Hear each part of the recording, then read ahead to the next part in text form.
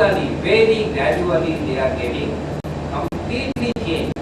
And I do not know, this study maybe will be done and we will come to know after 50 years how our genetic mutations have taken place because of the input from the technology. This is the research with which I think universities like this, and especially our humanities department and some of the scientists, teachers here, they should be a little bit more involved. That is how this input has really influenced the human body.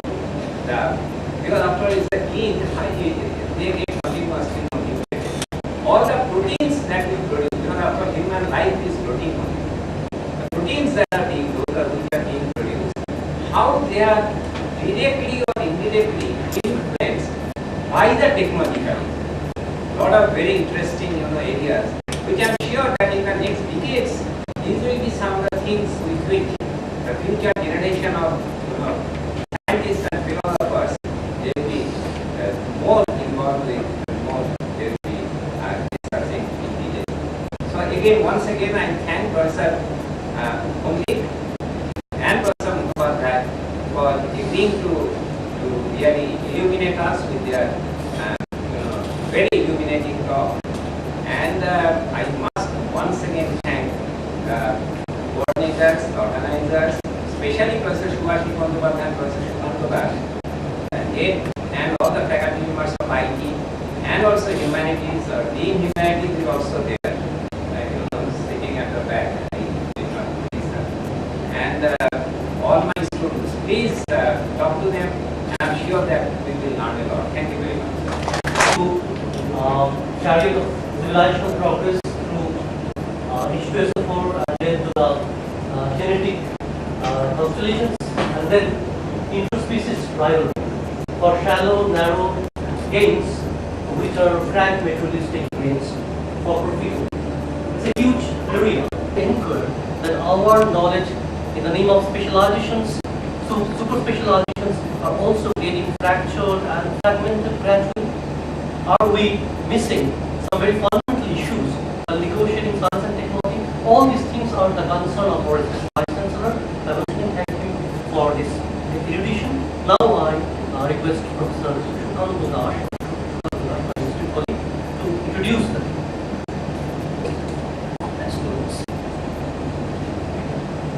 As a coordinator, I welcome you all in this session. At the beginning, we would like to express our gratitude to our speakers who give their consent after a very short notice. Also, I would like to express our gratitude to our Vice Chancellor who always encouraged us to organize such symposium.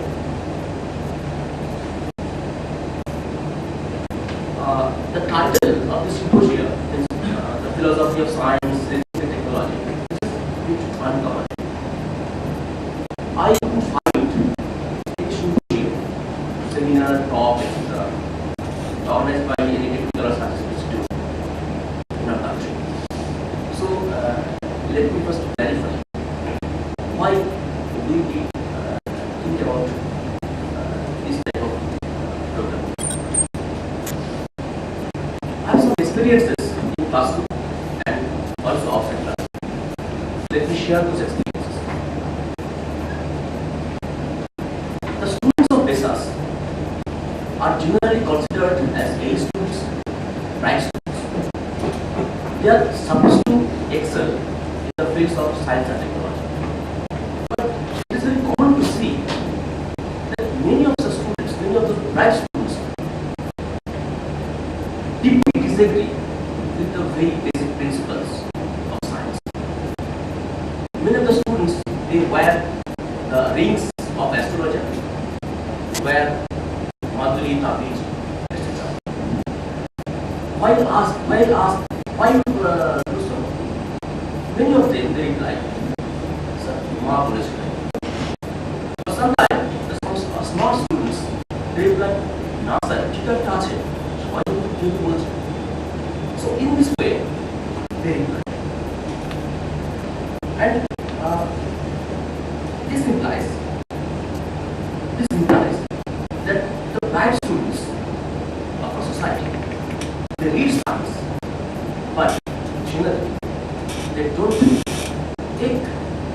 reading, they took the teaching of science seriously. They are ready to reject the very basic principles of causality of science. It's a causal effect relation. They're ready to reject them.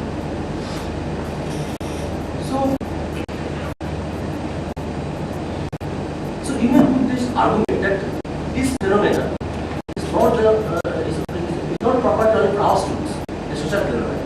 That's true. But the point is, our students, bright students of the society, they are arrested by this kind of unscientific phenomena, and which has disabled them to ask questions. And this is very serious issue. If a student does not have respect from his or her heart, the science, and if he or she is unable to raise questions in general, how can she or he be excellent in the domain of science and technology? This is my one observation. My second observation is a bit related to my domain of work. And there are many students from the IT, computer science, electronics, etc. And in the field of IT, electronics, computer science, data logic is very important. The modern computer, the box of computers, high-speed computer, if you are to design, you need data logic, which is actually the Boolean logic. In the 17th century, in the early 17th century, a German philosopher, a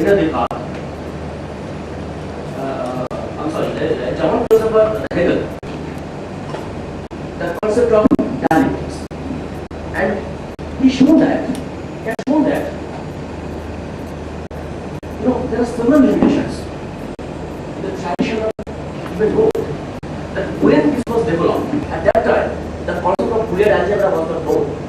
Boolean algebra, or Boolean mathematics, the logic, was the implementation of, I can say, of Aristotelian logic.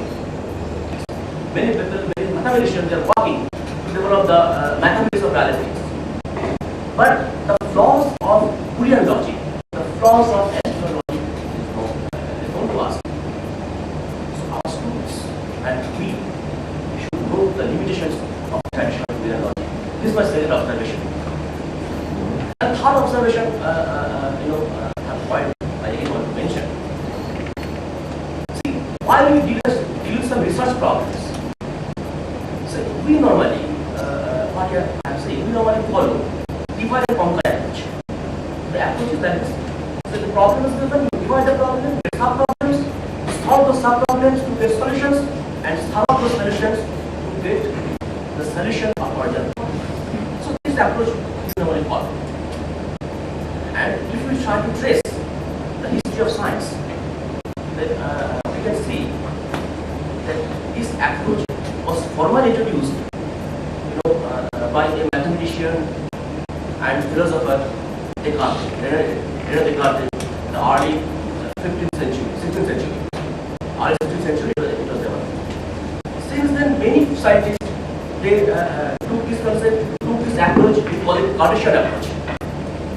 One stream was developed Cartesian geometry. So this Cartesian approach was adopted by scientists. Many developments are done by science and technology. But again, that's not the same question. Is all right? Is there any point to question about this approach? Again, the answer is yes. In the 19th century, the second half of the 19th century, some philosophers they pointed out, no, this Cartesian approach is not right. I can understand the problem, I cannot understand the system by dividing the system by parts. But my understanding cannot be complete. I need some totality. So the system, if I want to study the whole system, not only the parts, but also interaction among the parts is important. So this is more since the early 19th century. After 1860, the first book was written after 1860.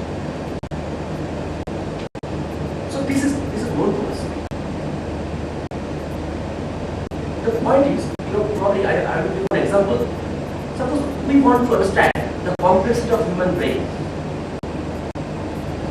And if you look at only the individual neurons, do you think you really understand the complexity of human brain? Certainly not. So not only the individual, the individual components of brain, the neurons, but also the interactions are very important. This is all. In the last 50 years, after 1950, so many initiatives, have been taken to address this issue. I can remember one book of David Bohm, Boldness and Implicate Order, where the physicist David Bohm probably published in 1987 probably, where he argued about this point, that if you want to understand the universe, the many system, we have to look at the whole thing. So why it is known to us? It is known to the community of science, community of philosophers. To view this is my feeling. I'm not telling my students, please sometime forget this phenomenon. I personally work with calorimeter. In terms of calorimeter, you know that you can easily ask questions. So if it's my point, all my speakers understand Bengali. So if you want to ask questions in Bengali, you have to do that. Please feel free to ask questions and enjoy this symposium. Thank you again, and again I welcome you to this symposium.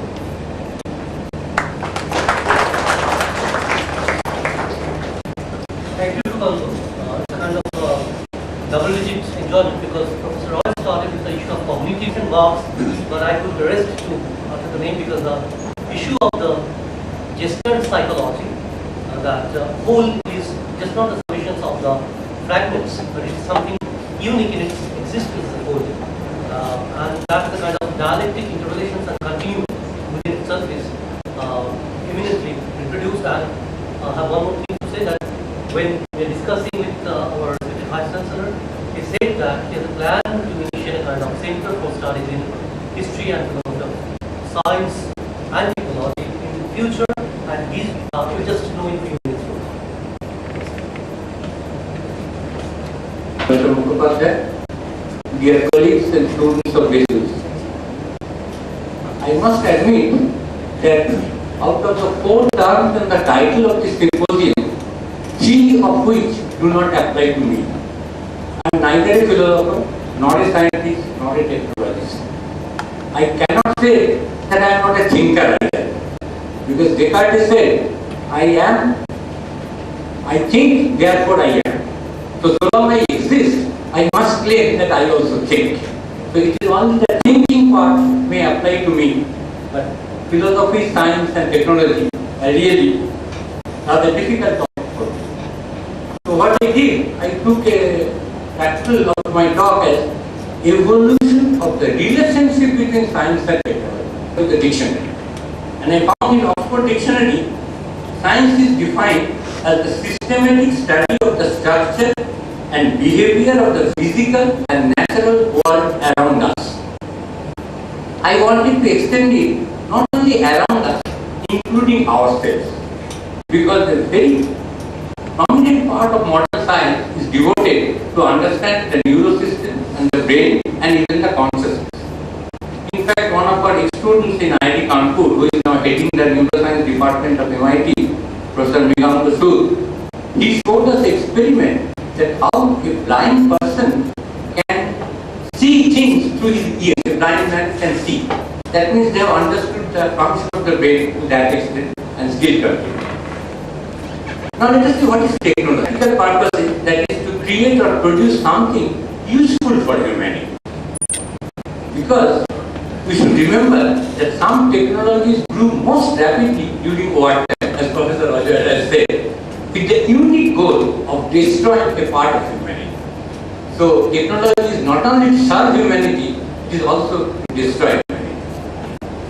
Now from this definition just mentioned, it is implied that technology follows science.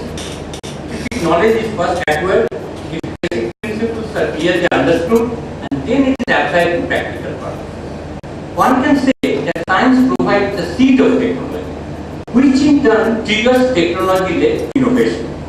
This may be true in general for modern evidenced by the science and technological applications of laser, or the technology of VLSI following the science of precise control of atoms in semiconductor machines. It was the science of hot electron injection in thin film insulators that led to digital cameras. That is the technology. The science of Raman spectrum has given rise to Raman scanners, which is used for mine detection and so many others.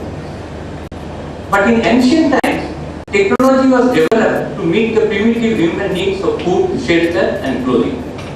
That in turn required the tools and some metallurgical engineering. Some science was used mainly by priests, not by technologists, to impress and control general public. The scientific attitude was missing. It was never shared for further growth. It was always conceived to serve the individual purpose. Technology was developed primarily by intuition, trial and error, and acute observation. As you know, boats and ships were built much before Archimedes ran through the street shouting Eureka and Eureka, after creating the science of flotation.